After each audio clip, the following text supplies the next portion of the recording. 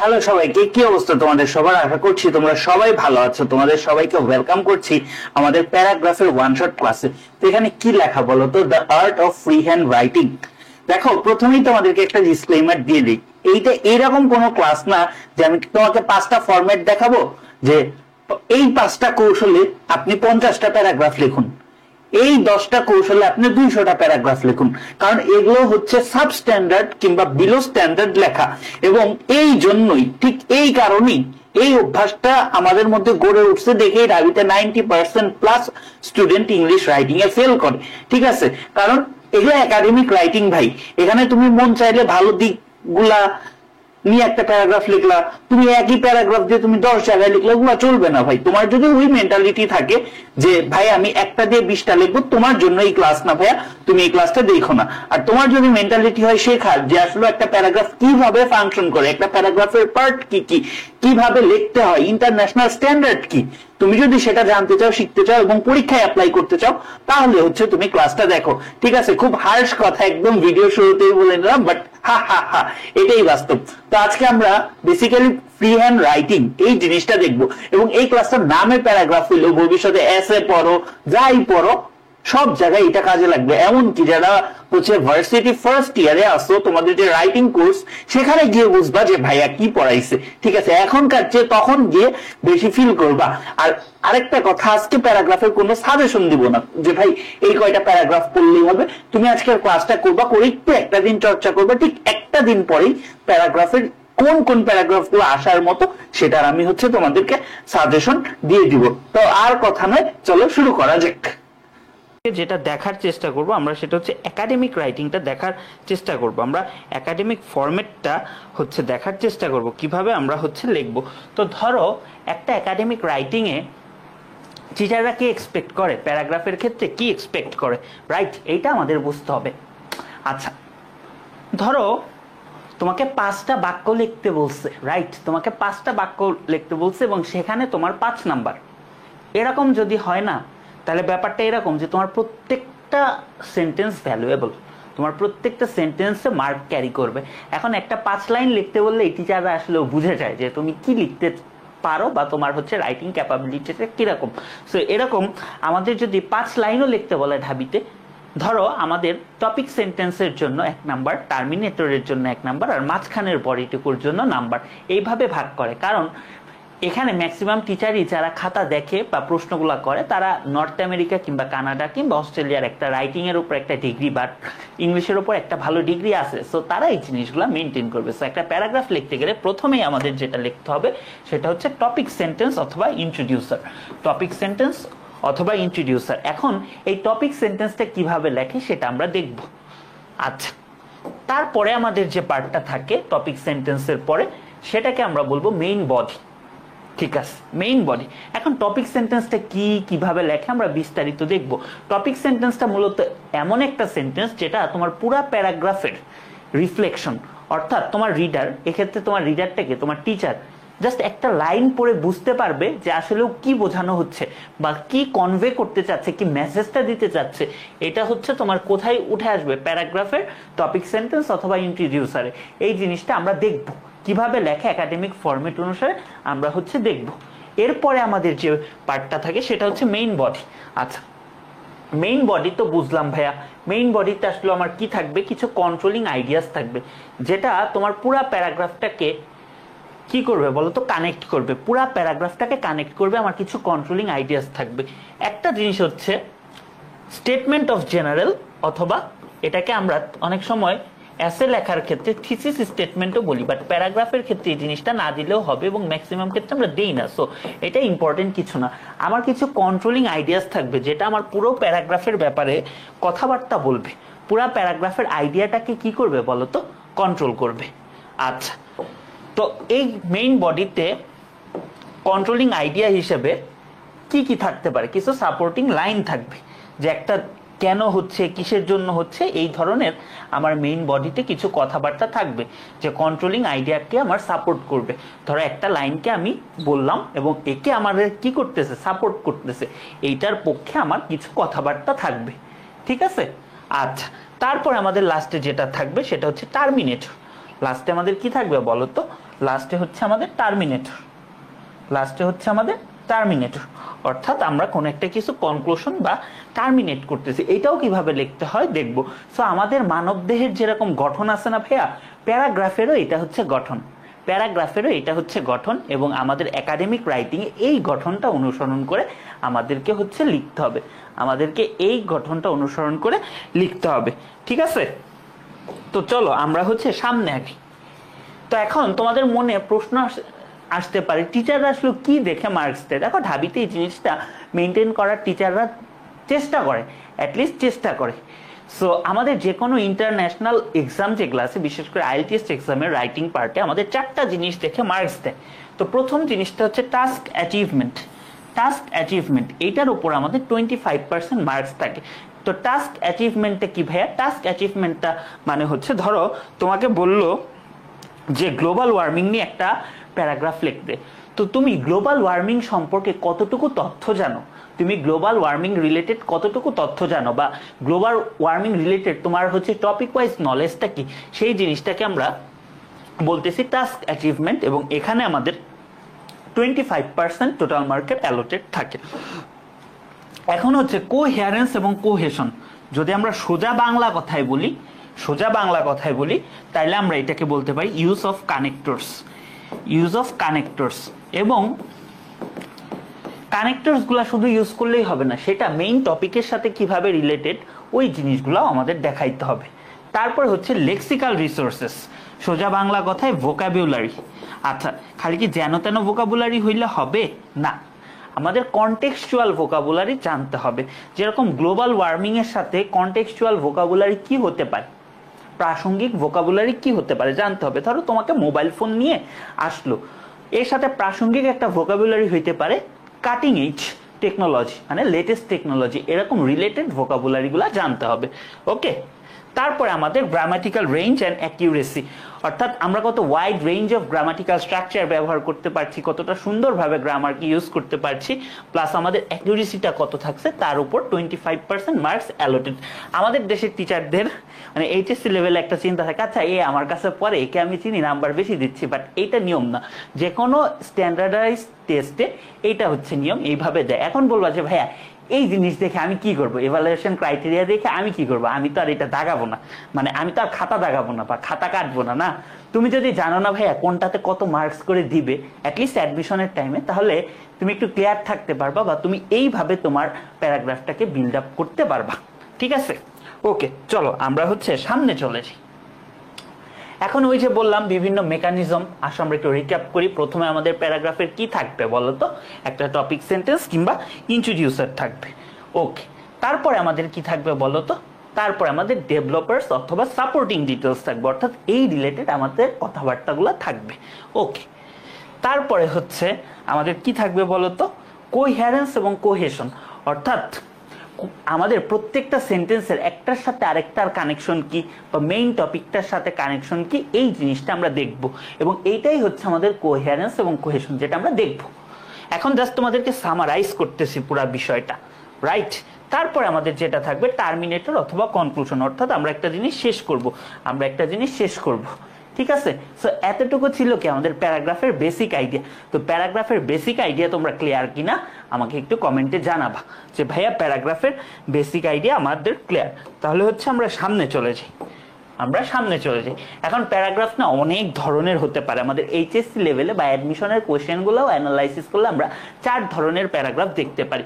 একটা হচ্ছে ডিসক্রিপটিভ, একটা হচ্ছে ন্যারেটিভ, একটা হচ্ছে কজ অ্যান্ড ইফেক্ট, একটা হচ্ছে কম্পেয়ার অ্যান্ড কন্ট্রাস্ট প্যারাগ্রাফ। 4টা লেখারই আলাদা আলাদা ফরম্যাট আছে, একটু কিছু চেঞ্জেস আছে, বাট আজকে আমরা কি, যেহেতু আমাদের এটা বেসিক ক্লাস, আজকে আমরা প্রত্যেকটার জন্য কমন বা প্রত্যেকটাতে আমরা অ্যাপ্লাই করতে পারবো এই ধরনের নিয়মগুলো আমরা হচ্ছে আজকে শিখবো। আচ্ছা, এখন তোমাকে যেটা বলবো সেটা হচ্ছে brainstorming theory. Brainstorming theory প্যারাগ্রাফের জন্য মানে এটা তোমার জন্য লাইফ চেঞ্জিং একটা থিওরি হতে পারে।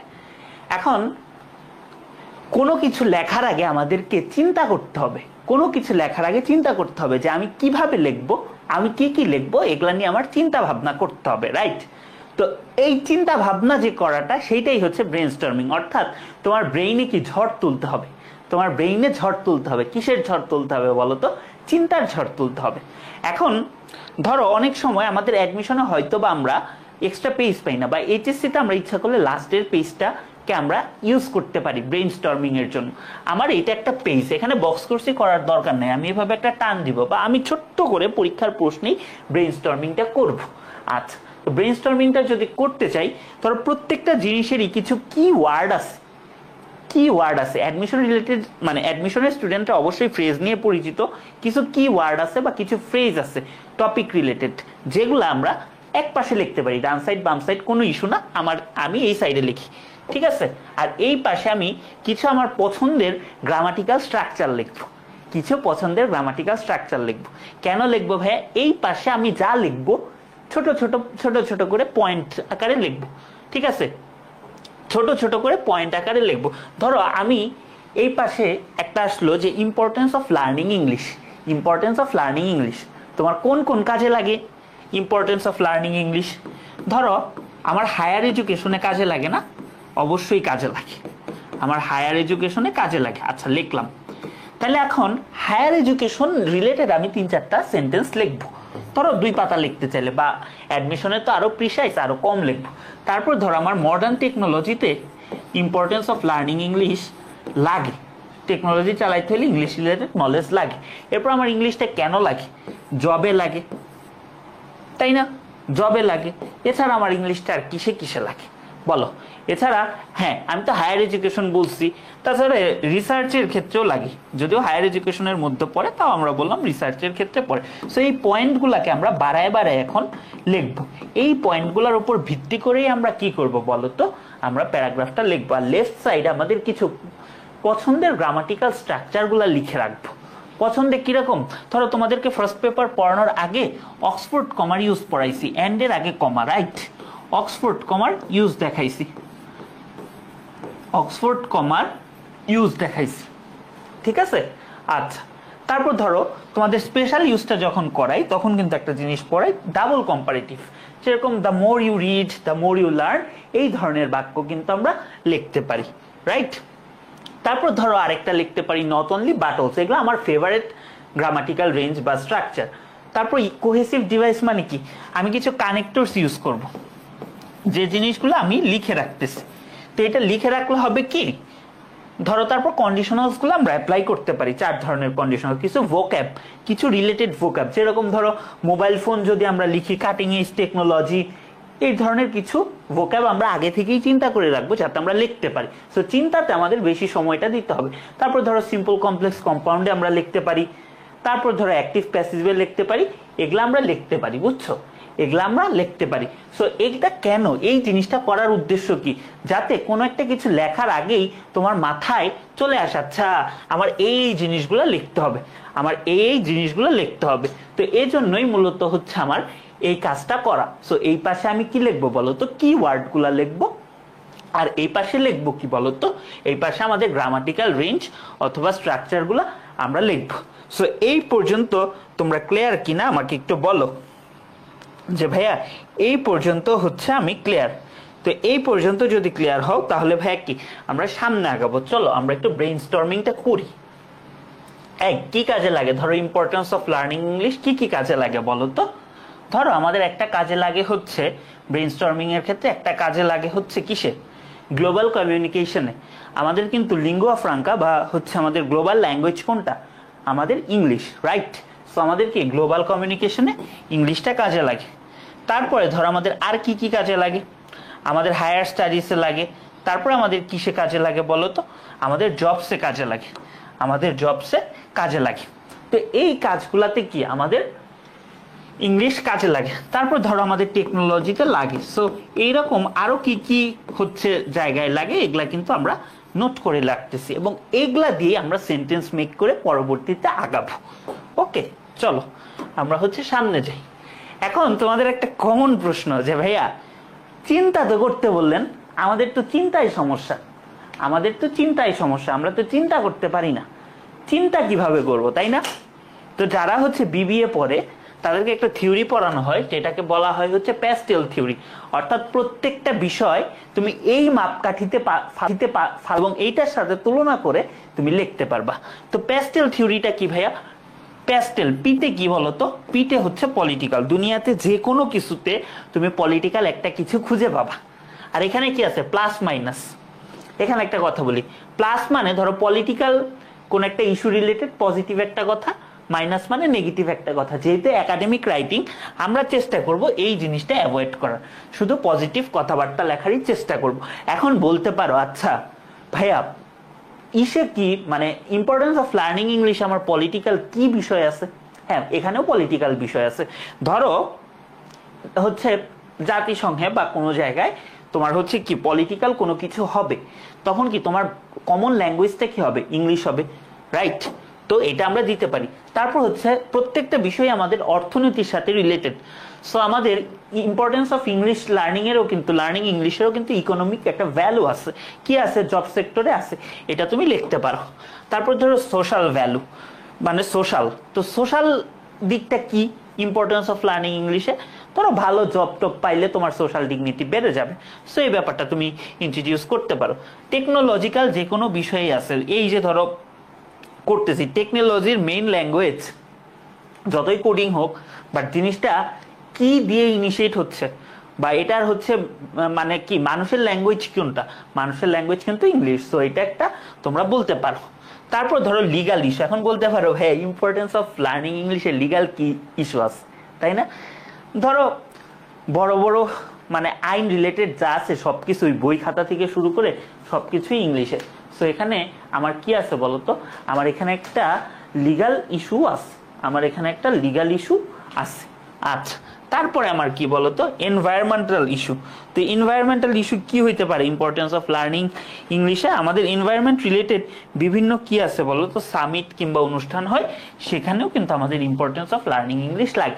এখন বলো ভাই আপনি এটা জোর করে বানাইলেন, আমরা কি এই 6টা জোর করে বানাবো? না, তোমার জোর করে বানাইতে হবে না, তুমি চেষ্টা করবা মোরলেস 4টা, এখান থেকে 4টা পিক করতে এবং সেখানে থেকে তোমার প্যারাগ্রাফটা ডেভেলপ করতে। ওকে, তো আদার্স এছাড়াও রিসার্চ পারপোসে লাগে, এটা তো জানোই। এখন আসো আমরা একটা প্যারাগ্রাফের টপিক সেন্টেন্স নিয়ে আলোচনা করি। একটা প্যারাগ্রাফের টপিক সেন্টেন্সটা কি, বা একটা টপিক সেন্টেন্স আমাদের কি করে? আচ্ছা, টপিক সেন্টেন্স হচ্ছে এরকম একটা সেন্টেন্স যেটা কি তোমার পুরো প্যারাগ্রাফটাকে কন্ট্রোল করে, controls or guides the whole paragraph. অর্থাৎ তোমার রিডার বা রিডার এক্ষেত্রে কি টিচার, তাই না? এত টাইম নাই যে পুরা জিনিসটা তোমার পড়ে দেখার, আমাদের দেশে যেটা হয়। তো ওই যে বলে না ফার্স্ট লুকটা খুব ইম্পর্টেন্ট, তো টপিক সেন্টেন্সটা হচ্ছে ফার্স্ট লুক। তো টপিক সেন্টেন্সে আমাদের দেশের বইগুলোতে অখাদ্য কথা অমুক ইজ দ্য কমন প্রবলেম, এই ইজ অমুক তমুক এরকম জিনিস দেওয়া থাকে। তো এই জিনিসগুলো লেখা যাবে না। সো আমাদের ইন্টারন্যাশনালি যেভাবে লিখতে হয় সেটা লিখতে হবে। সো আমাদের মেইন ইস্যুটা কি, এই তো আমাদের মেইন ইস্যুটা কি বলতো, আমাদের সামারাইজ করা। কি সামারাইজ করবো আমরা? মেইন পয়েন্ট অথবা টোটাল প্যারাগ্রাফটার আমাদের সামারি, বা আমরা এক কথায় বলার চেষ্টা করবো। সামারি রিলেটেড তোমাদের ক্লাস হবে, বাট পুরো কথাটা আমি একত্রে বলবো। আচ্ছা, অবজেক্টিভ এক্সপ্লেন, তুমি একটা প্যারাগ্রাফটা কেন লিখতেছো, কি উদ্দেশ্য লিখতেছো, সেটা হচ্ছে তুমি এখানে বলবা। আচ্ছা, তারপরে হচ্ছে কোনো অ্যানাউন্সমেন্ট দেওয়া যাবে না, মানে অ্যানাউন্সমেন্ট দেওয়া যাবে না, এটা খুবই ইম্পর্টেন্ট একটা কথা। ধরো তোমাকে আসলো ট্রাফিক জ্যাম, তুমি লিখলা traffic jam is one of the common problems in Bangladesh. এটা কি তুমি ঘোষণা দিচ্ছ না? তো তুমি যদি এই কথাটা লেখো, traffic jam is one of the common problems in Bangladesh, তার মানে তোমার যত কথা আছে সবকিছু তোমার কি রিলেটেড বলতে হবে বলো তো? ওইটা কেন প্রবলেম সেটা রিলেটেড বলতে হবে। বাট তুমি কি কেন প্রবলেম এটা নিয়েই বলতেছো না। তাহলে এই লেখাগুলা বা এই ধরনের লেখা তোমার পুরা মানে এন্টায়ার প্যারাগ্রাফটারে কি করে দেয় বলো তো? ইনভ্যালিডেট করে দেয়, ভ্যালিডিটি হারায় ফেলে। আমাদের কলেজে করতো কি, নটরডেমে এই ধরনের লিখলে সুন্দর করে বড় করে কাইটে একটা 00 ধরায় দিত। সো এই কাজগুলা করবা না, ঢাবিতেও অনেকটা এরকমই রুলস। তারপরে হচ্ছে আমরা একটা কমপ্লিট সেন্টেন্স লিখবো। কমপ্লিট সেন্টেন্স মানে কি, আমি পুরো প্যারাগ্রাফে যা বলতেছি সেটার আমি একটা কমপ্লিট আইডিয়া দিব। রাদার আমি এটাকে বলতে পারি কমপ্লিট আইডিয়া, আমি একটা কমপ্লিট আইডিয়া দিব। ঠিক আছে, আমি একটা কমপ্লিট আইডিয়া দিব। ওকে, তারপরে কমপ্লিট আইডিয়া দিলেও এখানে আমি পুরো প্যারাগ্রাফটা কি কি কন্ট্রোলিং আইডিয়াস নিয়ে লিখবো সেটা আমি একটু উল্লেখ করব, কিভাবে করব দেখাবো। তারপর হচ্ছে আমাদের এটা খুব স্পেসিফিক হইতে হবে টপিকটা, আমি খুব বড় লেখার দরকার নেই, খুব ছোট লেখার দরকার নেই, আমার একদম স্পেসিফিক যতটুকু আমি লিখতে পারবো, আমার লেখার ক্যালিবার আছে অতটুকুই কি আমি লিখবো। ওকে, চলো আমরা সামনে আগাই। তো এখন ধরো how to develop a paragraph topic sentence. ধরো আমরা যদি বলি ইম্পর্টেন্স অফ লার্নিং ইংলিশ, আমরা কি কি ইউজ করি বলো তো? ইম্পর্টেন্স অফ লার্নিং ইংলিশ আমরা লিখি, কিন্তু ধরো তোমাকে বললাম ইম্পর্টেন্স অফ লার্নিং ইংলিশ লেখো, তুমি টপিক সেন্টেন্স টেন্টেন্স কিচ্ছু জানো না। আমাদের বইগুলোতেও একটা কথা খুব লেখা থাকে, বুঝছো? ইংলিশ ইজ অ্যান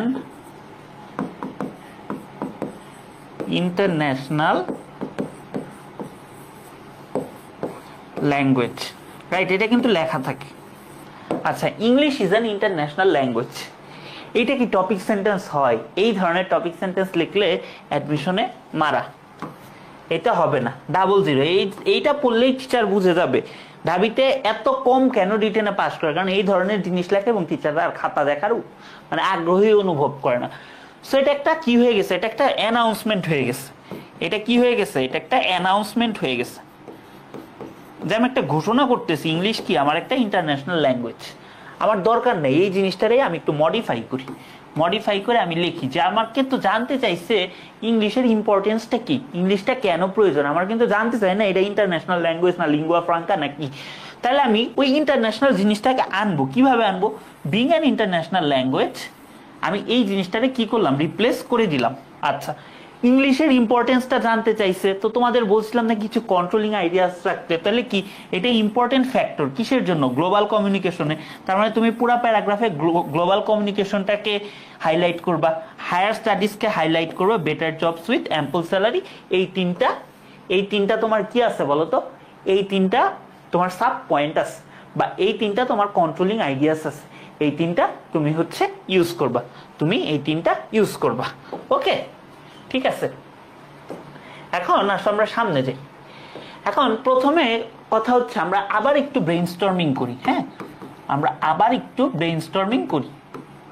আচ্ছা, ব্রেইনস্টর্মিংটা কি করব? Why and how English is important for global communication. কেন ইম্পর্টেন্ট ইংলিশটা? কমিউনিকেট গ্লোবালি, গ্লোবাল কমিউনিকেশনের জন্য প্রয়োজন। আচ্ছা, তো এখানে কানেক্টরস গুলো আমরা পুরো এক পাতা লিখলে আমরা তিন চারটা বা পাঁচটা কানেক্টরস ইউজ করতে পারি, বাট এখানে প্রত্যেকটা লাইনে লাইনে দেখাবো এই কারণে যাতে তোমরা ইউজ টু হতে পারো বা তোমরা হচ্ছে সচেতন হতে পারো এটার ব্যাপারে। কেন আমাদের ইংলিশটা ইম্পর্টেন্ট? কারণ আমাদের গ্লোবালি কমিউনিকেট করতে লাগে, সো এটার সাথে আমরা এটা অ্যাড করতে পারি। আচ্ছা, আরো কি কারণে লাগে? আমাদের গ্লোবালি কমিউনিকেট করতে গেলে আমাদের কি লাগবে? একটা কমন ল্যাঙ্গুয়েজ লাগবে, তাই না? তাহলে কি সো অথবা that's why we need a common language. তারপর কি? English has become that language. ইংলিশটা কি ওই ল্যাঙ্গুয়েজটা হয়ে গেছে বা ওই ল্যাঙ্গুয়েজটা হওয়ার প্রেস্টিজ অর্জন করছে। তারপরে কি হবে বলো তো? People learn it all over the world. ঠিক আছে, এখানে কি দিছে? নাও অথবা প্রেজেন্টলি, অর্থাৎ আমি যুক্ত করতেছি। তারপরে কি দিছে বলো তো? People can speak, read and write in English, আমি যুক্ত করতেছি। তারপরে কি করব বলো তো? আমি দিলাম সো অথবা as a result people can speak, read and write in English.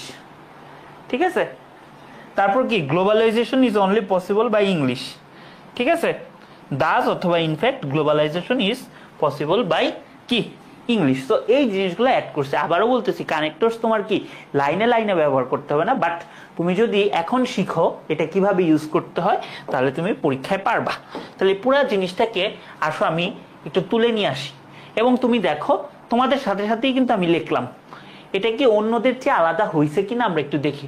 Firstly, English is mainly needed for global communication. Okay, this is because we need, দেখো ফার্স্টলি আমি কিন্তু দিছি কেন। আচ্ছা, this is because we need an international language to communicate with the people all over the world. Fortunately আবার একটা connectors use করতেছি। English has become that language. তারপরে আমি কি ইউজ করতেছি? সো। এভাবে লাইনে লাইনে করতে হবে না, বাট দেখানোর জন্য। So people of the present world need to learn English. As a result আবার একটা connectors they can read write and speak in English. তারপর কি আমি ব্যবহার করতেছি now, now people can exchange their ideas, expand their trade and commerce easily, thus English has become কি, thus English has made us global citizen. এভাবে আমাদের কি global citizen বানাইছে। সো তুমি একটা জিনিস খেয়াল করো ভাইয়া, একটা জিনিস তুমি হচ্ছে খেয়াল করো যে আমি কি করছি বলতো, এভাবে কিন্তু আমি হচ্ছে কি করছি, use of connectors, use of connectors. হ্যাঁ আশিবুল কেমন আছো তুমি? ওয়ালাইকুম আসসালাম। তো এইটারে কি আমি ইউজ অফ কানেক্টরস, এইটারে আমরা বলতেছি কি কোহেরেন্স অ্যান্ড কোহেশন। আসলেও কি কোহেরেন্স এবং কোহেশন ব্যাপারটা আরেকটু ব্রডার পার্সপেক্টিভে বলতে পারি। ধরো ইংলিশটা কেন দরকার বলো তো গ্লোবাল কমিউনিকেশনে? আমাদের ওই যে টপিক সেন্টেন্সে এই পয়েন্টটা ছিল না, তাহলে কি আমি এটারে কাকে সাপোর্ট করতেছি, টপিক সেন্টেন্সটাকে সাপোর্ট করতেছি, এই বিষয়টারে বলে হচ্ছে কোহেরেন্স। কোহেরেন্স আর কোহেশন মানে কি, কোহেশন মানে কি, কোহেশন মানে একটার সাথে আরেকটা সেন্টেন্সের রিলেশন। ধরো ফরচুনেটলির পরে অ্যাজ এ রেজাল্ট বসাইছি, তারপরে আমি কি বসাইছি, নাও বসাইছি, ডাজ বসাইছি, তাহলে একটা সেন্টেন্সের সাথে আরেকটা সেন্টেন্সের যে ইন্টারনাল সম্পর্কটা সেটাই হচ্ছে কোহেশন, সেটাই হচ্ছে কোহেশন। সো মোটা বাংলায় আমরা বলে দিছি হচ্ছে ইউজ অফ কানেক্টরস। চলো আমরা হচ্ছে সেকেন্ড পার্টটা দেখি, যে সেকেন্ড পার্টটা আমরা কিভাবে লিখবো। আচ্ছা এখন অনেকে বলতে পারবে ভাই প্যারাগ্রাফ কয় পাতায় লিখবো? ভাইয়া প্যারাগ্রাফ এক পাতায় লিখবো আমরা, এক পাতায় মানে এক প্যারাতে লিখবো, ঠিক আছে? এক পাতায় বলাটা ঠিক হয় না, এক প্যারাতে লিখবো। আর সেকেন্ডলি আমাদের ইংলিশটা কেন দরকার বলো তো? হায়ার স্টাডিজের জন্য দরকার, হায়ার স্টাডিজের জন্য দরকার। এখন কেন দরকার বলো তো? বুকস স্টাডি ম্যাটেরিয়ালসটা কিসে? ইংলিশে, তাই না? তাহলে কি অ্যাজ সিন্স অথবা বিকজ কি book study materials are in English. তারপর কি lecture presentations are in English, plus দিয়ে কি লিখতেছি বলতো মোরওভার অথবা বিসাইডস, আমি একটা অ্যাডিশনাল ইনফরমেশন অ্যাড করতেছি, তাই কি মোরওভার অথবা বিসাইডস বসাইছি। তারপরে আমাদের কি আছে বলতো টেস্ট, ইভালুয়েশন, রিসার্চেস, এগুলা কি ইংলিশে, চাইলে আমি এটা প্লাস করি, প্লাস করে আমি কি করতেছি ফার্দার অথবা ফার্দার মোর ইউজ করতেছি। তারপর ধরো আমি English is the main language for higher studies, আমি কি করতেছি প্লাস করতেছি, ইন অ্যাডিশন দিয়ে প্লাস করতেছি। তারপর ধরো আমাদের কি আছে without it higher education it's not possible, তাহলে আমি প্লাস করতেছি, প্লাস করে কি করতেছি বলতো সো অথবা as a result without learning English কি higher education is not possible, nearly impossible. কিছু দেশ আছে পসিবল বাট নিয়ারলি ইম্পসিবল। তো এখন এই পুরাটাকে আমি একটা পাতায় আনছি। সেকেন্ডলি দেখো ফার্স্টলির সাথে আমি সম্পর্কটা রাখছি, কি দিয়ে রাখছি ভাইয়া? সেকেন্ডলি দিয়ে রাখছি। ফার্স্টলির সাথে সম্পর্কটা রাখছি সেকেন্ডলি দিয়ে, এবং এই জিনিসটা হায়ার স্টাডিজটা আমি কোথায় অ্যাড করছি? টপিক সেন্টেন্সে অ্যাড করছি। তাইলে এটা আমার কিসের কাজ হয়ে গেল? আমার এটা কোহেরেন্সের কাজ হয়ে গেল, আমার এটা কোহেরেন্সের কাজ হয়ে গেল। Because the books and study materials regarding higher studies are written in English. দেখছো আমি কিন্তু বিকজটা ব্যবহার করলাম, ওকে। আচ্ছা তারপরে হচ্ছে ধরো আমরা মোরওভার ইউজ করলাম, moreover teachers deliver lectures and students attend lectures in English. তারপর আমি আরো ইনফরমেশন অ্যাড করতেছি furthermore, test, presentation, researches are carried out in English. এখানে একটা ভোকাবুলারি ইউজ করছি, ক্যারিড আউট মানে কি চালিয়ে নিয়ে যাচ্ছে। তারপর ধরো আমি ইউজ করতে, এটাই কিন্তু আমাদের কি বলতো, এটাকে আমরা বলতে পারি লেক্সিক্যাল রিসোর্সেস, লেক্সিক্যাল রিসোর্সেস, ঠিক আছে। So we can not achieve higher studies without having a good command over English. তো কমান্ড ওভারটা কি বলতো? লেক্সিক্যাল রিসোর্স হিসেবে আমরা ভোকাবুলারি হিসেবে ইউজ করতেছি ফ্রেজাল ভার্বের জন্য, ঠিক আছে বুঝছো? দেখছো এগুলো কিন্তু বইয়ের সাথে মিল পাবো না। সো এরকম একটু ইউনিক ওয়েতে লিখতে হবে। আসলে আমরা কিন্তু আহামরি ইউনিক ওয়েতে যে কেউ লিখতে পারি সেটা না আমাদের বয়সে, বাট যতটুকু আমরা পারি, যতটুকু আমরা পারি সেটা হচ্ছে কি আমাদের ট্রাই করতে হবে, ঠিক আছে। আসো এখন ফাইনালি আবারও কি লাগতেছে আমাদের, English is must needed component for jobs. কেন লাগতেছে আসলে আমরা একটু ব্রেইনস্টর্ম করি। For jobs we need a official language. ধরো বাংলাদেশে এটা না, বাংলাদেশে বাংলা জানলেই মোটামুটি চাকরি বাকরি পাওয়া যায়, তাও ইংলিশ লাগে। মাল্টিন্যাশনাল কোম্পানিগুলো গভর্নমেন্ট জবেও ইংলিশটা এখন লাগে। সো অফিসিয়াল ল্যাঙ্গুয়েজ একটা হইতে হবে। ধরো চাইনিজ একটা মানুষ আর তুমি কথা বলতেছো, হয়তো বলবা যে জোরজার মুল্লুক তার চাইনিজে কথা বলতেছি না, বাট লিঙ্গুয়া ফ্রাঙ্কা বলে একটা বিষয় আছে, সো আমরা ইংলিশে কথা বলবো। সো কি বিকজ সিন্স অ্যাজ কে আমি যুক্ত করতেছি, for job we need to learn official language, okay. তারপর কি we need English for official communication. Okay, আমি একটা কানেক্টরস অ্যাড করি, কি অ্যাড করতে পারি বলো তো, মোর ওভার অ্যাড করতে পারি। আচ্ছা, তারপরে ধরো আমি আরেকটা বলতেছি, write report, deliver speech and communicate in English. তো প্লাস করে আমি কি করলাম বলো তো, বিসাইডস দিয়ে আমি বসায় দিলাম। ওকে, তারপরে আমি কি করলাম, deal with foreign delegates and officials, foreign মানুষদের সাথে কি আমার ইংলিশেই কথাবার্তা বলতে হয়।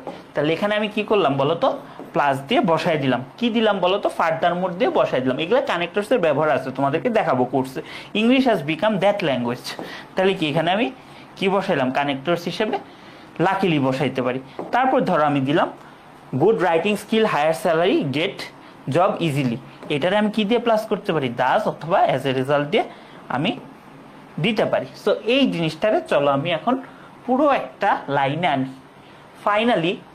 ফাইনালি কেন বলতেছি ভাইয়া বলো তো, আমি কিন্তু একটা কোহেরেন্স বজায় রাখতেছি। আমি একটা প্যারা লিখছি বা একটা জিনিস ফার্স্টলি দিয়ে লিখছি, একটা তাহলে আমি লিখছি কি দিয়ে, সেকেন্ডলি। তাহলে এইটা আমার কি শেষ করতে হবে না, এটা শেষ করলেই কিন্তু আমাদের কোহেরেন্সটা বজায় থাকবে, নইলে থাকবে না। তাহলে কি ফাইনালি, ফার্স্টলি, সেকেন্ডলি, ফাইনালি, এটা একটা আমাদের ফরম্যাট হইতে পারে। তবে একটা জিনিস মাথায় রাখবা, কোনো সময় ফার্স্টলি সেকেন্ডলি বলে এমন করবা না ফার্স্টলির পরে ফাইনালি বলে দিচ্ছ, এটা হবেই না। তোমার অ্যাটলিস্ট ফার্স্টলি সেকেন্ডলি ফাইনালি বলতে হবে। বা তুমি ফার্স্টলি সেকেন্ডলি লিখছো বা থার্ডলিও লিখছো, ফার্স্টলি সেকেন্ডলি লিখছো, বাট তুমি আর কিছু লেখো নাই, তাহলে কিন্তু হবে না, তাহলে কিন্তু তোমার কোহেরেন্স বজায় থাকবে না। সো আমাদের ফরম্যাটটা কি হবে বলো তো, আমাদের ফরম্যাটটা হবে এইটা। এটা কিন্তু আমাদের কি কোহেরেন্সের একটা বিষয়, কোহেরেন্সের একটা বিষয়, ঠিক আছে, আমাদের কোহেরেন্সের একটা বিষয়। তাহলে finally English helps us to earn our living, ওই যে আমাদের জব বা আমাদের বেঁচে থাকার জন্য।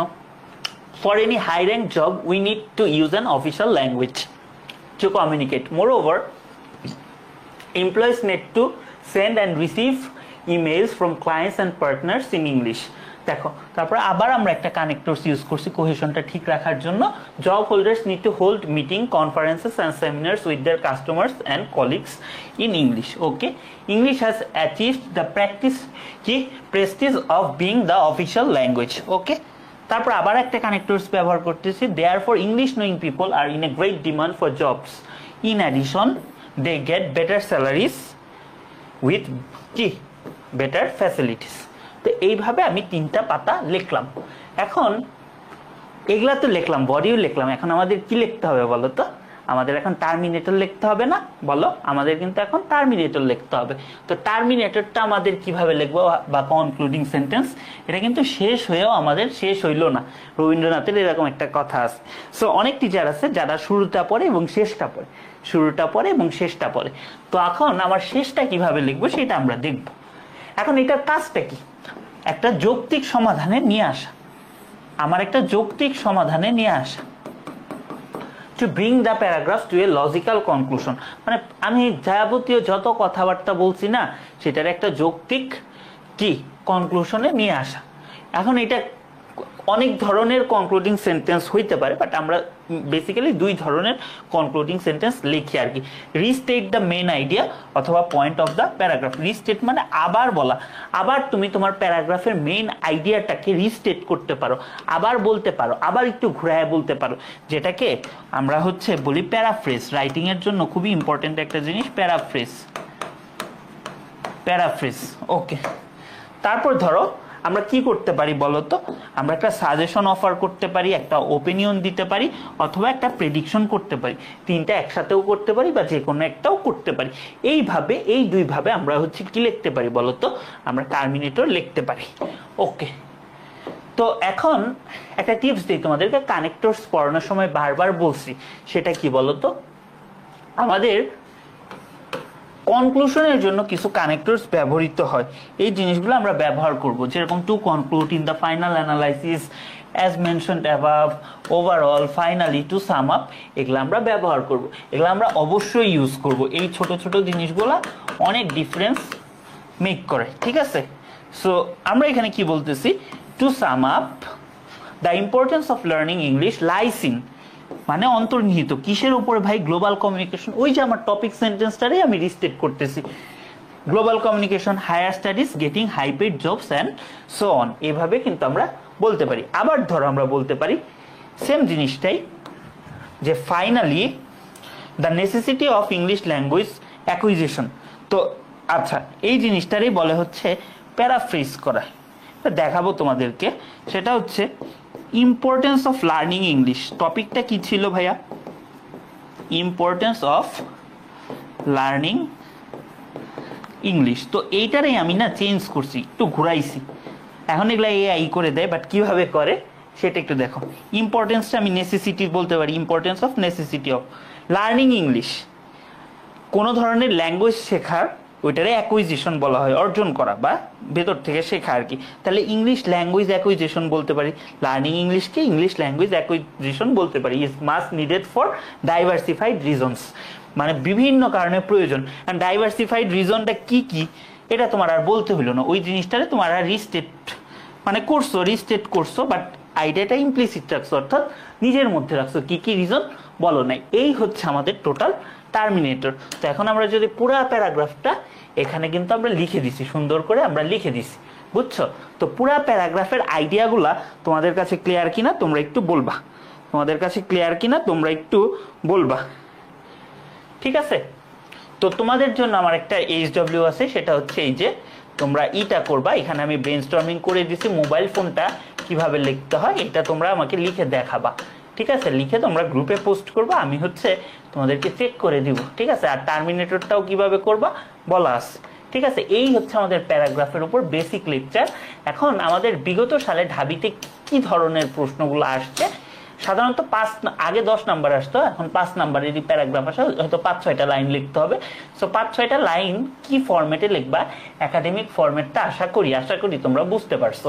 সো এখন আমরা যেটা দেখব সেটা হচ্ছে এই যে, তোমাদের কিন্তু সবসময় বলি যে ফার্স্ট পেপারটা খুবই ইম্পর্টেন্ট। দেখছো টার্সিয়ারি লেভেল অফ এডুকেশন, এটা একটা প্যাসেজ ছিল, এখন বাদ দিয়ে নিছে, ওখান থেকে আসছে। Use and abuses of advertisement, তারপর কি ways of making science popular, এটা এই ইউনিটে, সায়েন্সের ইউনিটে আসছিল।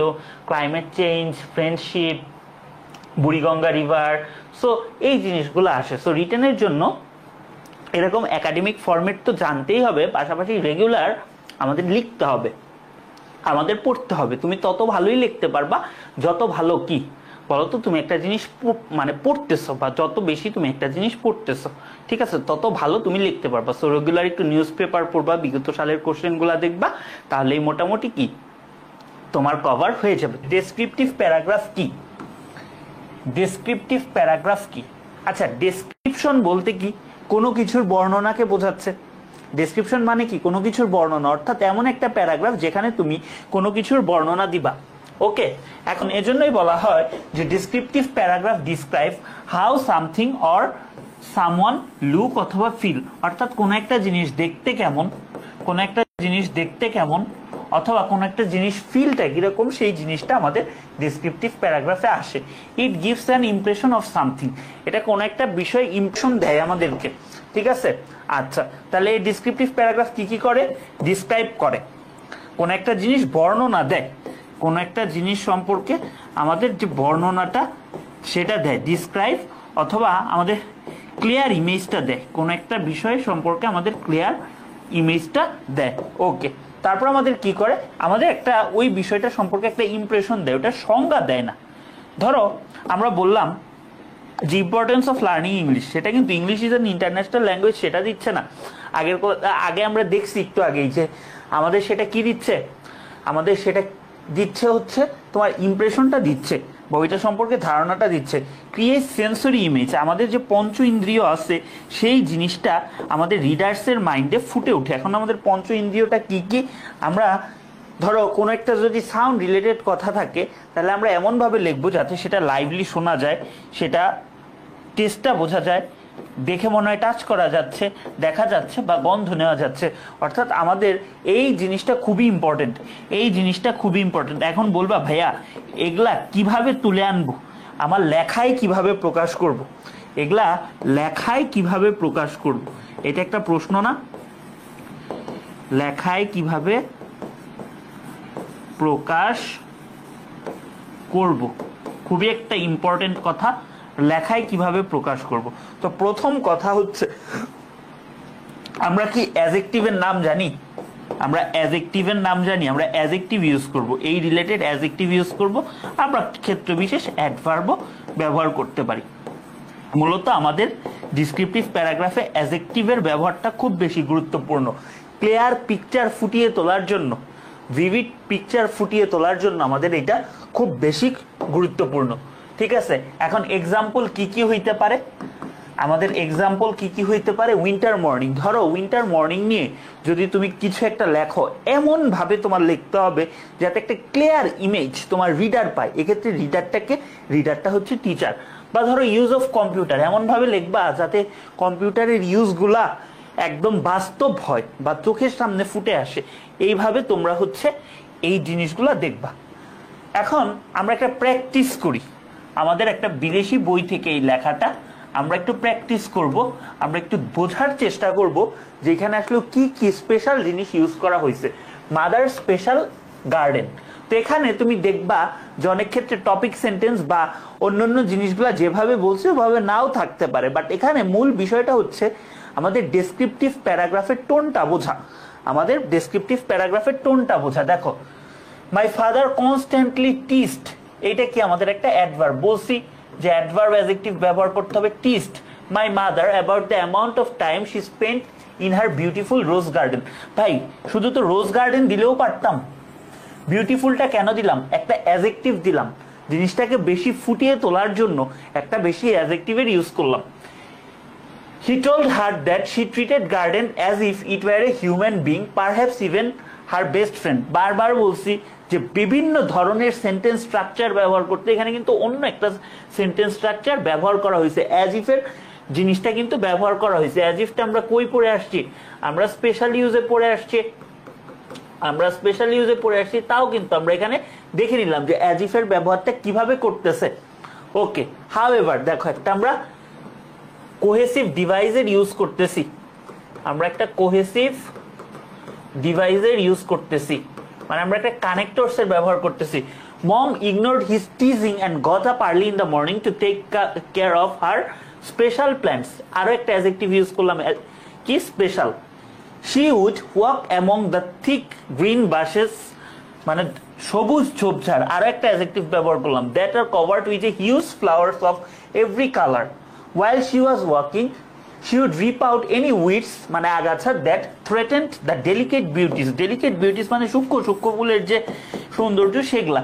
She also trimmed, মানে ছাঁটাই করছে, the old flowers to make room for their bright replacement, ঠিক আছে, যাতে সুন্দর ফ্লাওয়ারগুলো বেশি বেশি থাকে। এনি আনওয়ান্টেড পেস্ট, মানে ক্ষতিকর যে জিনিসগুলো সেগুলা, ওয়ার কুইকলি কিল্ড। এখানে তো কিল্ড দিলেও পারতো, কুইকলি কিলটা কেন দিছে? এটাই হচ্ছে আমাদের ইউজ অফ অ্যাডভার্ব। তাহলে আমরা বেশি বেশি অ্যাডভার্ব, অ্যাডজেক্টিভ এগুলা ইউজ করব। ঠিক আছে, when she finished she always, এই যে দেখছো একটা অ্যাডভার্ব ব্যবহার করলাম, return from the garden with a wonderful smile. খালি স্মাইল দিলেও তো পারতাম, বাট ওয়ান্ডারফুল স্মাইলটা দিলাম।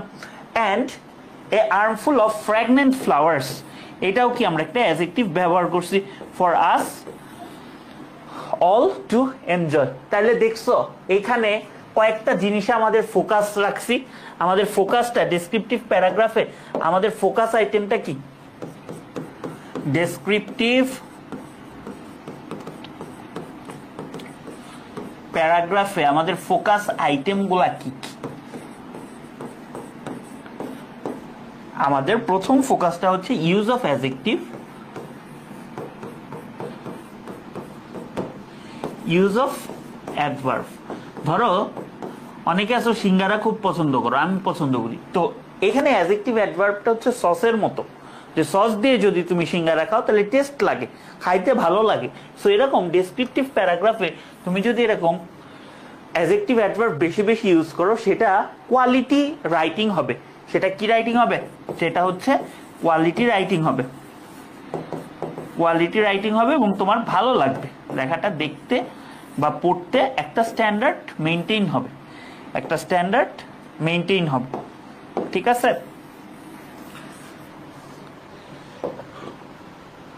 এখানে তোমার ওয়ার্ড মিনিং গুলা দেওয়া আছে।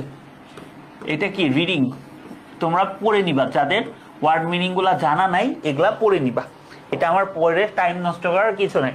আরেকটা আছে স্ট্যাচু অফ লিবার্টি, এইটাও HW, ঠিক আছে? এটা পড়ে পড়ে অ্যাডজেক্টিভ অ্যাডভার্ব গুলা কিভাবে ইউজ করছে, এটার ইউজ কি সেটা হচ্ছে দেখবা। এখানেও তোমার হচ্ছে ওয়ার্ড মিনিং গুলা দেওয়া আছে, ওয়ার্ড মিনিং গুলা দেওয়া আছে এবং ওয়ার্ড মিনিং গুলা সুন্দরভাবে দেখে নিবা, ঠিক আছে? ল্যাঙ্গুয়েজ ফোকাসে আসো। মাত্র যেটা বললাম অ্যাডজেক্টিভ, অ্যাডজেক্টিভটা কি খুবই ইম্পর্টেন্ট। মাত্র যেটা বললাম যে অ্যাডজেক্টিভ বেশি বেশি ইউজ করা লাগবে। দে আর লাইক এ স্পাইস, তারা মশলার মতো। They add flavour to your writing, তার মানে তোমার লেখাটাকে একটু ভালো করবে। ডিসক্রিপটিভ, ওই যে five sensory system, 5 sensory systems যে আছে ওইটা ফুটায় তোলার জন্য আমরা কি দিয়ে ফোটাবো? ওয়ার্ড দিয়ে ফোটাবো। তাহলে আমাদের এখানে অ্যাডজেক্টিভ অ্যাডভার্বের ইউজটা লাগবে, ঠিক আছে? ধরো এখানে কিভাবে আমরা, এটা একটা নর্মাল রাইটিং, এটা আমাদের একটা নর্মাল রাইটিং, নর্মাল রাইটিং। এখন এইটারে আমরা কিছু স্পাইস অ্যাড করব, ঠিক আছে? এখানে তোমাদের জাস্ট প্রসেসটা দেখাচ্ছি, তোমাদের জাস্ট প্রসেসটা দেখাচ্ছি। দ্য ব্রাইট কোনে ওয়াকড ডাউন দ্য আইলে, মানে হচ্ছে ওই যে এইগুলা থাকে, যে ওই যে ইংল্যান্ডে বিয়ের সময় যে মানে উপর থেকে নিচে যে নামে সেইটা, মানে করিডোরের মতো, আইলে টু মিট হার গ্রুম। এখন এটা একটা নর্মাল রাইটিং। এখানে কি তুমি চোখের সামনে দেখতে পারতেছো ব্যাপারটা? না।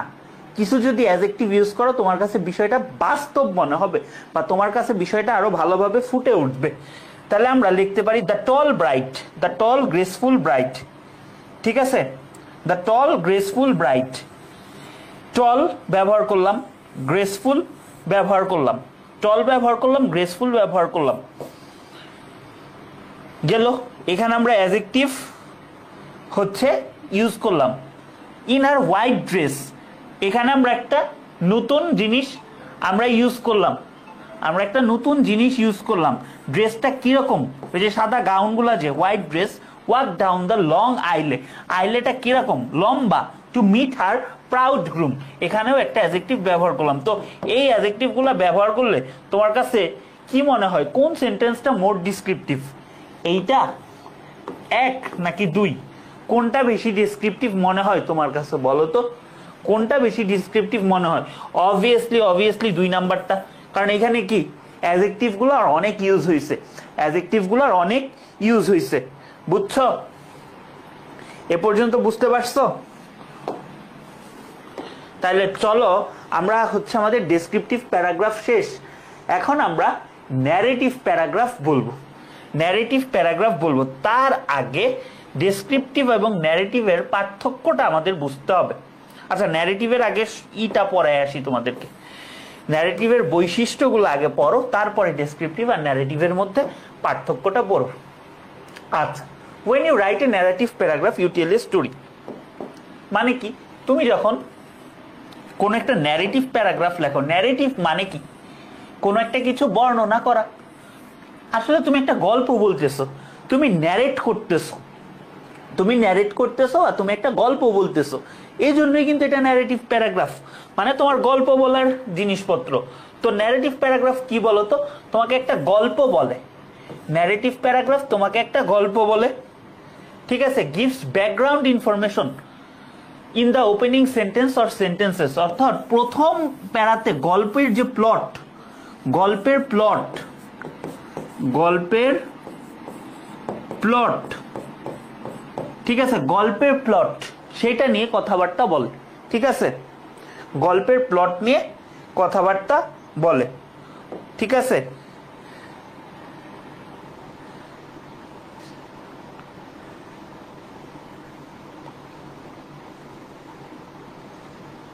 তারপরে হ্যাজ ক্লিয়ার বিগিনিং,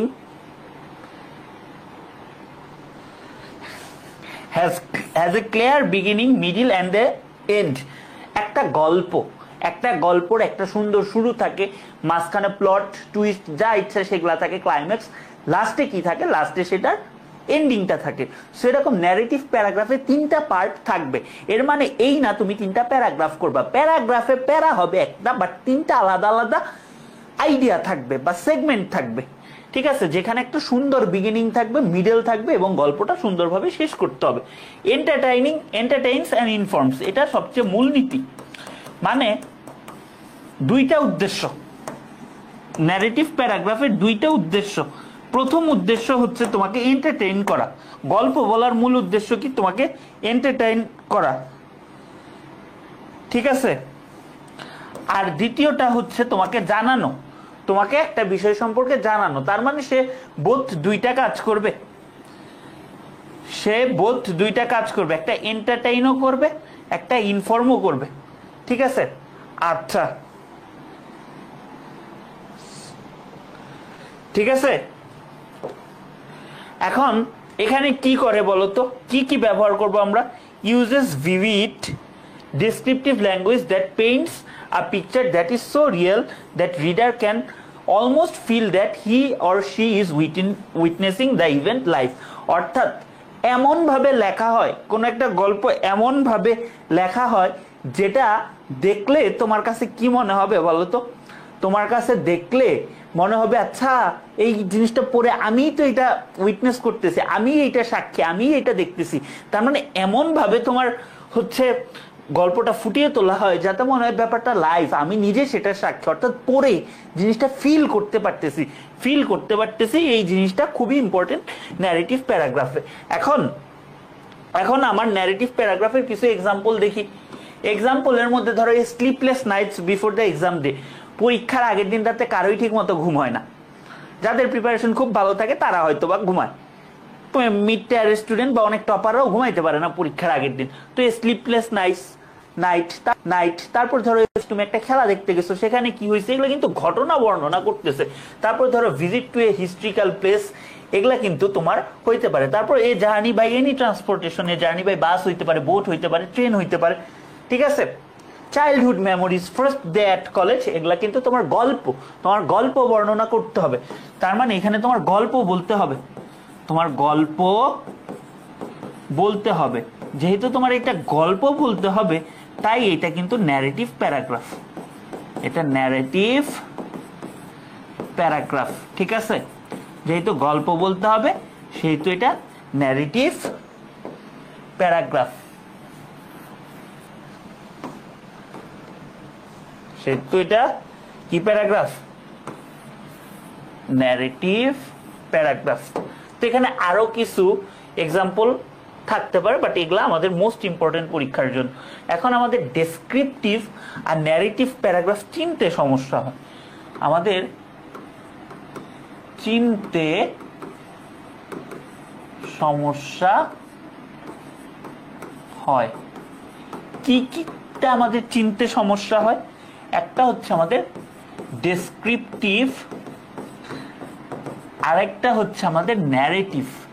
এই দুইটা প্যারাগ্রাফ আমাদের চিনতে সমস্যা হয়, যে আমরা চিনি না ভাইয়া ডেসক্রিপটিভ কোনটা, ন্যারেটিভ কোনটা। আমি আগের সেগমেন্টে বলছি, তোমরা আমাকে তাও বলো। আচ্ছা, এ বি না দিই, 1 2 দিই সঙ্গত কারণেই। এ জার্নি বাই ট্রেন, আরেকটা হচ্ছে জার্নি বাই ট্রেন। কোনটা কোন ধরনের প্যারাগ্রাফ? বলো তো, কোনটা কোন ধরনের প্যারাগ্রাফ? এটা একটু বলো যে কোনটা কোন ধরনের প্যারাগ্রাফ। একটা হচ্ছে এ জার্নি বাই ট্রেন, এ আছে অর্থাৎ আমার এটা একটা পাস্ট এক্সপিরিয়েন্স, মানে আমি ট্রেনে অনেকবার ভ্রমণ করছি, তার মধ্যে আমার একটা ভ্রমণ নিয়ে আমি কথা বলবো। তাহলে এইটা কি, আমি একটা গল্প বলবো, তাহলে এটা কি আমার একটা ন্যারেটিভ প্যারাগ্রাফ। অন্যদিকে জার্নি বাই ট্রেনে ইউজুয়ালি জার্নি করতে যে যে বিষয়গুলা হয় বা যে যে বিষয়গুলা ঘটে সেই জিনিসগুলা এইটা কি আমার জেনারেল কথাবার্তা, এটা আমার জেনারেল ডিসক্রিপশন।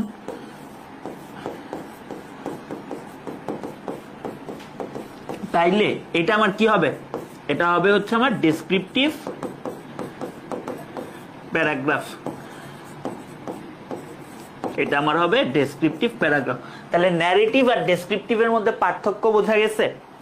ন্যারেটিভ আর ডেসক্রিপটিভের মধ্যে পার্থক্য বোঝা গেছে? হ্যাঁ, ঠিক আছে। প্রথমটা হচ্ছে ন্যারেটিভ, দ্বিতীয়টা হচ্ছে ডেসক্রিপটিভ। এই তো তোমরা পারছো। তো এখন আমরা ন্যারেটিভ প্যারাগ্রাফ একটু দেখব, একটা লাইভে প্যারাগ্রাফ লিখবো, লিখে দেখব। Every narrative paragraph has a beginning, middle and end. অর্থাৎ আমার তিনটা জিনিস থাকতেই হবে, একটা বিগিনিং থাকতে হবে, একটা মিডল থাকতে হবে, একটা এন্ড থাকতে হবে। এবং মোস্ট ইম্পর্টেন্টলি তিনটা প্যারা না, প্যারা হবে একটা, বাট এই তিনটা জিনিস, এই তিনটা কম্পোনেন্ট থাকতে হবে। ঠিক আছে? Read this example paragraph from a student whose fear of public speaking causes her great grief in her speech in class।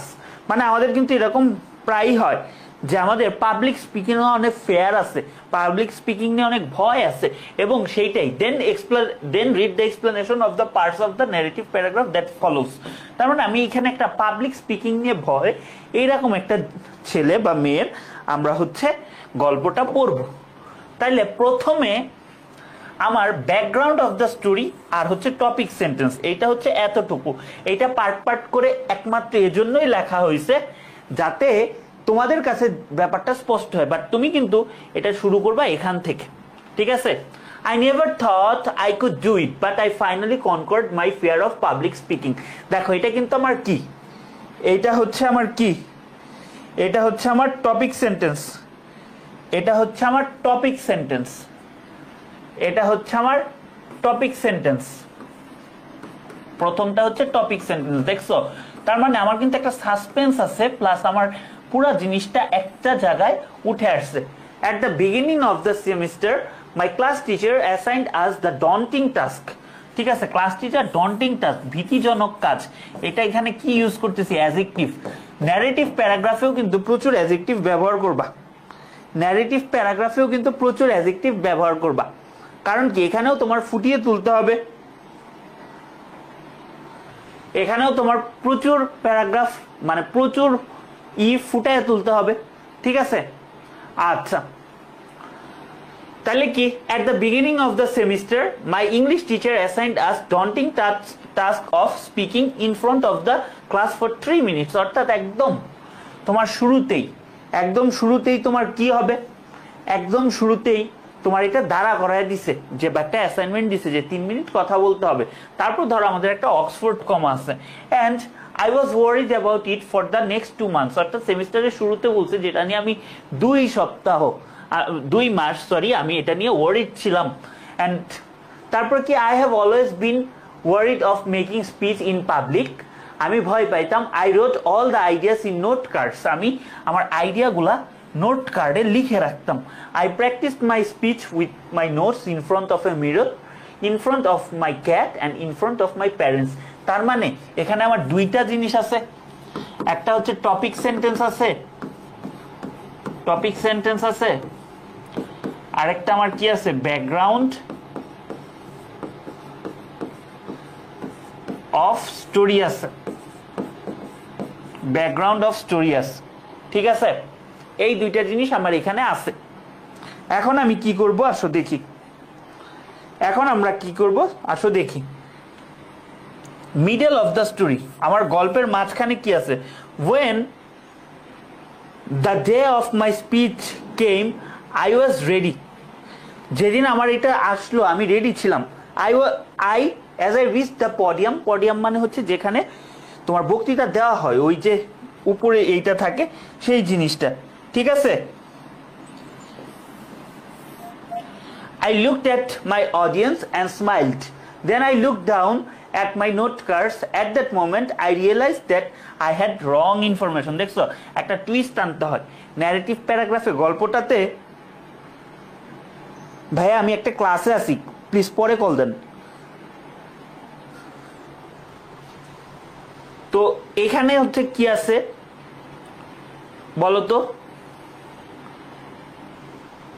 Then I realised the wrong information.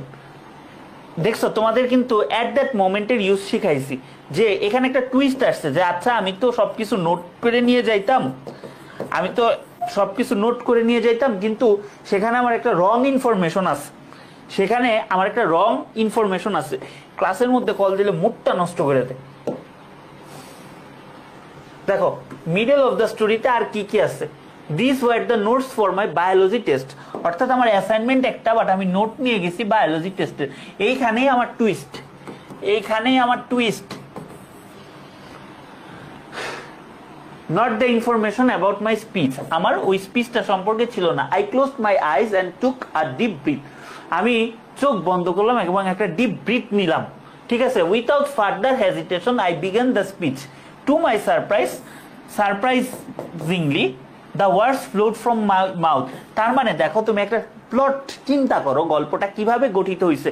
প্রথমত সে পাবলিক স্পিকিং এ ভয় পায়, তাকে 2 মাস আগে একটা অ্যাসাইনমেন্ট দিচ্ছে, সে 2 মাস প্রিপারেশন নিচ্ছে, কখনো মা বাবার সামনে, কখনো আয়নার সামনে, কখনো তার বিড়ালের সামনে। বাট ফাইনালি যেদিন আসলো, সে যে নোটটা নিয়ে আসছে সেটা বায়োলজির নোট, বাট তার বক্তৃতাটা ছিল না। তারপরে সে চোখ বন্ধ করে একটা ডিপ ব্রেথ নেয় এবং সে যে এই যে প্র্যাকটিস করছে, এই প্র্যাকটিসটাকে রিওয়ার্ড করছে এবং সে মুখ দিয়ে জাস্ট বলতেই থাকছে, বলতেই থাকছে, বুঝছো। তারপরে এখন একটা এন্ড করব, গল্পটার সমাপ্তি, সুন্দর সমাপ্তি অবশ্যই লিখতে হবে, এটা সুন্দর সমাপ্তি লিখতে হবে।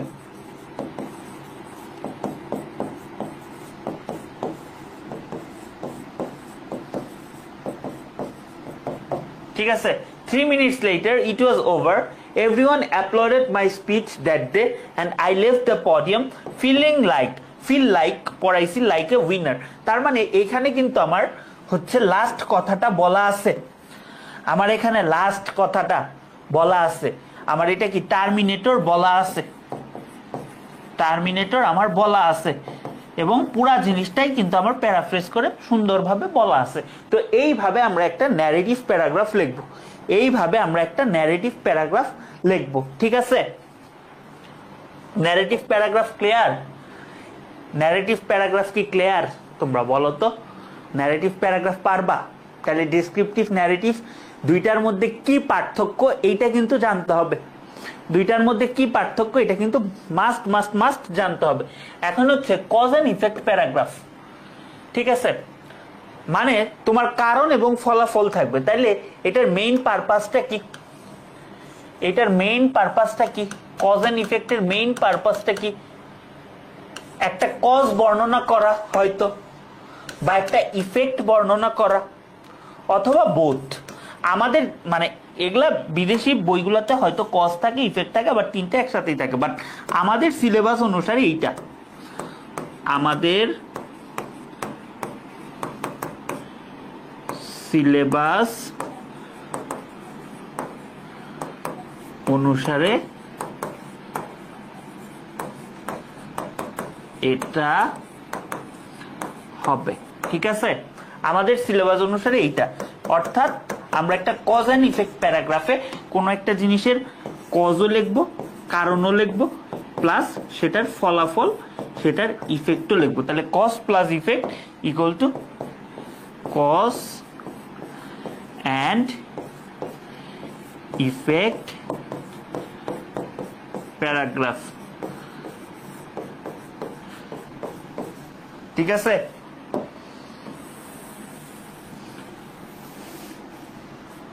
বুঝছো? কজ এন্ড ইফেক্ট প্যারাগ্রাফ লাইভে একটা না লিখলে কেউ বুঝবে না। ট্রাফিক জ্যাম হইতে পারে, environment pollution, climate change, brain drain, student politics, এগুলা কিন্তু হইতে পারে। এগুলা হচ্ছে এক্সাম্পল, আরো এরকম এক্সাম্পল আছে, বাট এগুলা দেয়া, এগুলা বেশি কমন। তাইলে এখন কজ এন্ড ইফেক্ট প্যারাগ্রাফের আমরা টপিক সেন্টেন্স কি লিখবো বলো?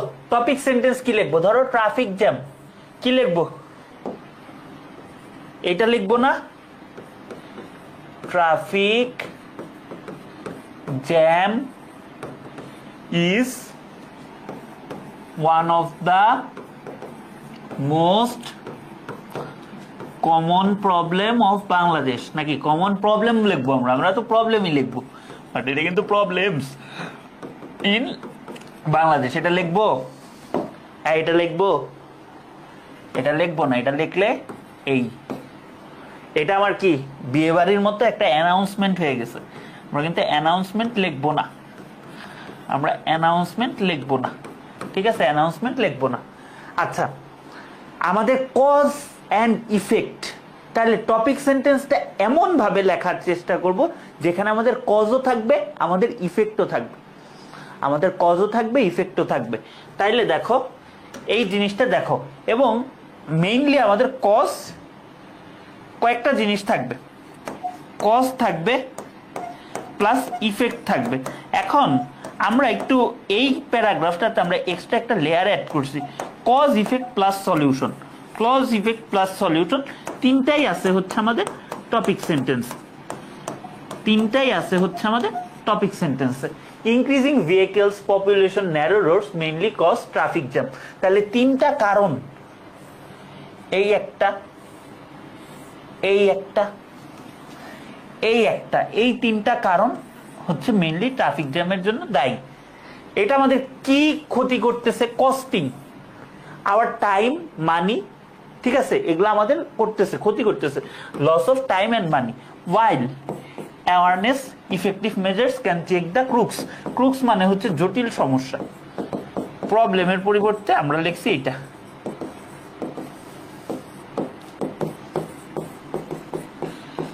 তুমি জাস্ট কজ অ্যান্ড ইফেক্ট লিখলেও হবে, তুমি জাস্ট কজ অ্যান্ড ইফেক্ট লিখলেও হবে। এটা আমাদের জন্য, তোমাদের জন্য বেস্ট, তোমাদের জন্য এটা বেস্ট ফরম্যাট, জন্য বেস্ট ফরম্যাট, ঠিক আছে, তোমাদের জন্য এটা হচ্ছে বেস্ট ফরম্যাট লেখাটা, এইভাবে কজও লিখলা, ইফেক্টও লিখলা, সলিউশনও লিখলা। আচ্ছা চলো, আমরা ট্রাফিক জ্যামের কজ কি কি হইতে পারে, এগুলা হচ্ছে আমাদের ব্রেইনস্টর্মিং করা কথাবার্তা, এগুলা হচ্ছে আমাদের ব্রেইনস্টর্মিং করা কথাবার্তা। দেখছো, এটা ব্রেইনস্টর্ম করলাম আমরা, এগুলা আমি পড়বো না, এগুলা পড়ে টাইম নষ্ট করবো না ক্লাসে, ক্লাস হইতে হবে কনসাইস এন্ড কম্প্যাক্ট, সামারির মতো, তাই না?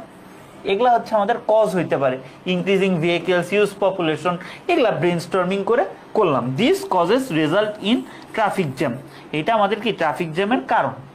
আচ্ছা, ইফেক্টস গুলা লিখলাম, ভ্যালুয়েবল টাইম কিল করে, তারপরে অ্যাম্বুলেন্সে পেশেন্ট থাকলে তাদের জন্য ক্ষতি হয়, স্টুডেন্টস, জব হোল্ডার্স, এইটা হয়, ক্ষতি হয়। $1 মিলিয়ন ইম্প্যাক্ট অন ইকোনমি, ধরো এগ্রিকালচার অ্যান্ড ট্রেড, পচনশীল বস্তু ধরো জ্যামে থাইকে পচে গেল, এরকম বিভিন্ন ঘটনা ঘটে।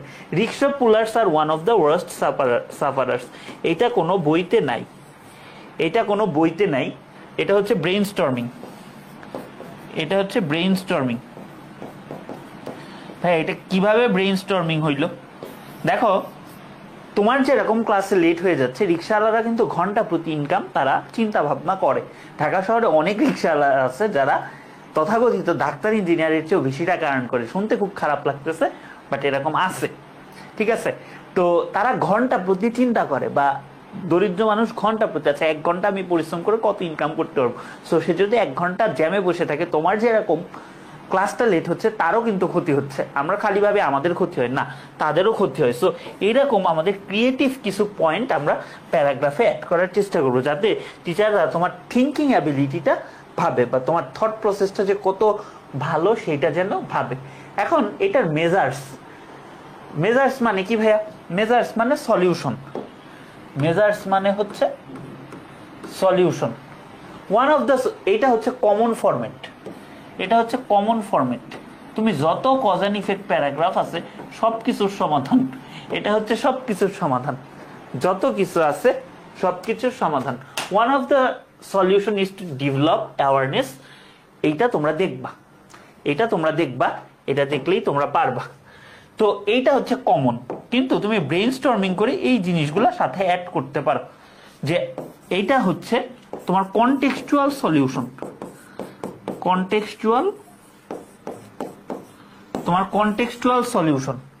এক্সিস্টিং রোডস এগুলা কি বাড়াইতে হবে, তারপর হচ্ছে ফ্লাইওভার, ব্রিজেস এগুলা বানাইতে হবে, enforce traffic rules, building up awareness এবং ড্রাইভার্স অ্যান্ড রোড অফিসিয়ালস, এগুলা আমাদের কনটেক্সচুয়াল সলিউশন। এটা কমন, এটা যারা একদম আনকমন পড়বে তারা লিখবা। তো এখান থেকে কিছু লাইন লিখবে, এখান থেকে ব্রেইনস্টর্ম করে কিছু লাইন নিয়ে তোমার হচ্ছে হয়ে যাবে, নিয়ে তোমার হচ্ছে হয়ে যাবে। তো বুঝতে পারছো? বুঝতে পারছো বলো তো?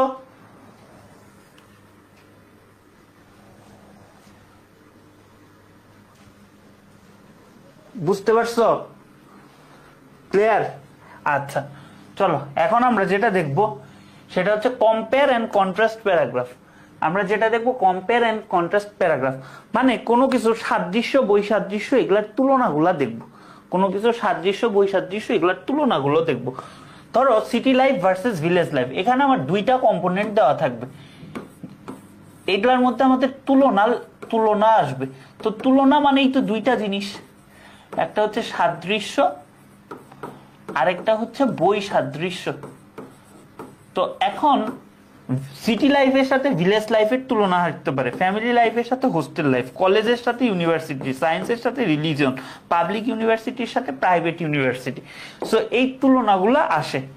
এখন এটা টপিক সেন্টেন্স কিভাবে লিখবো? ধরো এটা হচ্ছে ফরম্যাটেড রাইটিং, এটা হচ্ছে কয়েকটা ফরম্যাট, বুঝছো? কয়েকটা ফরম্যাট, যেরকম দেয়ার আর সিমিলারিটিস অ্যান্ড ডিসিমিলারিটিস। ধরো সিটি লাইফ আর একটা হচ্ছে ভিলেজ লাইফ, ভিলেজ লাইফ বিটুইনটা এইখানে হবে, বিটুইনটা এইখানে হবে, ঠিক আছে? তো একটু খেয়াল রাখিও। অথবা তোমার ভাইয়া এটা ভালো লাগতেছে না, তুমি লিখলা আর একটু কমপ্লেক্স একটা সেন্টেন্স লিখলা, though there are similarities between city life village life there are dissimilarities too. তারপর তুমি লিখলা ড্যাশ অ্যান্ড ড্যাশ, দুইটা topic share some common qualities but they differ from each other in some ways. তোমার এইটাও ভাই ভালো লাগলো না, তুমি লিখলা এইটা dash and dash share some common characteristics, কোয়ালিটিটার ক্যারেক্টারিস্টিক্স দিলা, ইয়েটের আগে কিন্তু কমাস, এটা একটু খেয়াল রাখিও। Yet they differ from each আদার, তোমার যদি সবচেয়ে বেশি স্ট্যান্ডার্ড এটা লাগে তুমি এটা লিখবা। এখন কম্পেয়ার কন্ট্রাস্ট প্যারাগ্রাফে ধরো এই যে অ্যাডভান্টেজেস এবং ডিসঅ্যাডভান্টেজেস অফ ইলেকট্রিসিটি হ্যান তেন এগুলা লিখলা। তুমি কি লিখবা? 3 থেকে 5টা সিমিলারিটি লিখবা, 3 থেকে 5টা ডিসিমিলারিটি লিখবা, পয়েন্ট লিখবা ব্রেইনস্টর্মিং করে। এখন ধরো আমি তোমাকে বলি এ হচ্ছে সিমিলারিটি, এটা দুইটা ফরম্যাট আছে। বি হচ্ছে কি বলতো ডিসিমিলারিটি,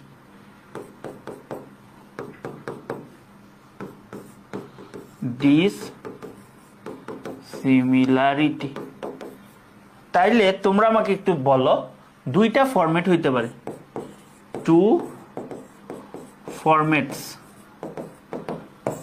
ইন্টারন্যাশনালি এইভাবে লেখে এ এ এ বি বি বি, তিনটা পয়েন্ট, তার মানে similarity similarity similarity dissimilarity dissimilarity dissimilarity, এইটা একটা ফরম্যাট। আবার এইটা হবে আরেকটা format, A B A B A B. ধরো একটা তুমি সিমিলারিটি লিখলা, তার রেসপেক্টে একটা ডিসিমিলারিটি লিখলা, একটা সিমিলারিটি লিখলা একটা ডিসিমিলারিটি লিখলা, একটা সিমিলারিটি লিখলা একটা ডিসিমিলারিটি লিখলা। ধরো এখানে ভিলেজ লাইফ নিয়ে লিখলা, ভিলেজ লাইফের আর সিটি লাইফে লিখলা যে সিটির এডুকেশন খুব ভালো, চিকিৎসা ব্যবস্থা খুব উন্নত। তাহলে তুমি এখানে লিখলা যে সিটির চিকিৎসা ব্যবস্থা খুব ভালো, ভিলেজের খারাপ, সিটির এডুকেশন খুব ভালো, তারপরে হচ্ছে ভিলেজের এডুকেশন খারাপ, এইভাবে পয়েন্টগুলা লিখবা। এইটা হচ্ছে খুবই ইন্টারন্যাশনাল একটা ফরম্যাট, ঠিক আছে? তো এইটা হচ্ছে আমাদের কোথায় থাকবে? এইটা আমাদের কই থাকবে? এটা আমাদের মেইন বডিতে থাকবে, এটা আমাদের মেইন বডিতে থাকবে, ঠিক আছে? এখন হচ্ছে আমরা টার্মিনেটরটা দেখব, আমরা টার্মিনেটরটা দেখব। ধরো they resemble each other to sum up অথবা to encapsulate, they resemble each other yet there are some differences, এভাবে লিখবো। আশা করি তোমরা আজকের ক্লাসে অনেক কিছু শিখছো। আজকের ক্লাসটা এই পর্যন্তই, এবং এইটাই তুমি একাডেমিক রাইটিং বলো, ফর্মাল রাইটিং বলো, এইটাই অ্যাপ্রোচ, এইভাবেই লিখতে হবে। তুমি এভাবে ঢাবিতে লেখো, বোর্ডে লেখো, যেখানেই লেখো তুমি খুব টপ মার্কস পাবা, হাইয়েস্ট মার্কস পাওয়ার মতো তোমার লেখাটা হবে এবং অন্য 100 জনের চেয়ে আলাদা হবে। সো আজকের ক্লাসটা এই পর্যন্তই। তো ক্লাসগুলো ভালো লাগবে প্লিজ একটু ইউটিউব চ্যানেলটাকে সাবস্ক্রাইব করো, এবং এছাড়াও আমার একটা ফেসবুক গ্রুপ আছে এবং পেজ আছে ক্রাউনিং ইংলিশ উইথ সম্পদ, নিচে লিংক দিয়ে দিব, সেখানে জয়েন করতে পারো এবং সেটাও ফলো করতে পারো। ঠিক আছে, তাহলে দেখা হবে নেক্সট ক্লাসে। ধন্যবাদ সবাইকে।